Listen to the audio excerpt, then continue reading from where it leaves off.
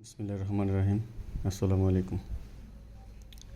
এই যে রাতের খাবার, এখানে আমার হাতে বানানো আচার, একটা কিনা আচার আলু বখারা, আর ওটা আমার হাতে বানানো। ওটার ভিতরে আলু বখারা আছে, তেঁতুল আছে, আম আছে, জলপাই আছে, রসুন আছে, চালতা আছে, আমড়া আছে, সব কিছু মিক্স করে, তেঁতুল দিয়ে সব কিছু মিক্স করে বানিয়েছি। কেমন খাবারের স্বাদ! আর ডিম ভাজা, পেঁয়াজ হালকা বেরেস্তা আর কাঁচামরিচ সাথে ভাজা।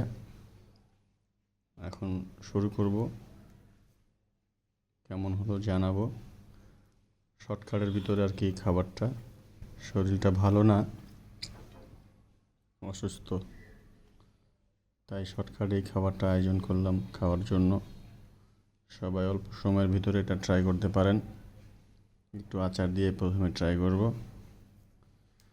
দেখি কেমন হয়েছে। বিসমিল্লাহির রহমানির রহিম।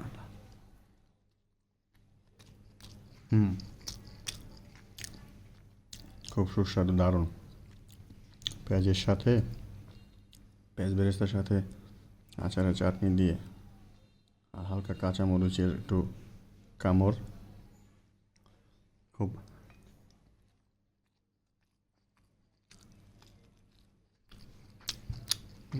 দারুণ। এবার ডিমটা একটু ভাঙবো, ডিমটা দিয়ে একটু ট্রাই করবো, দেখি কী অবস্থা। কুসুম খাওয়া নিষেধ, তারপরও খাচ্ছি। ডিমের কুসুম দিয়েই খাবো। একটু ট্রাই করে দেখি, ডিমের কুসুম দিয়ে, বেরেস্তা দিয়ে, আর এটা মরিচটা পুরোটা নিব, কেমন দেখি। খুবই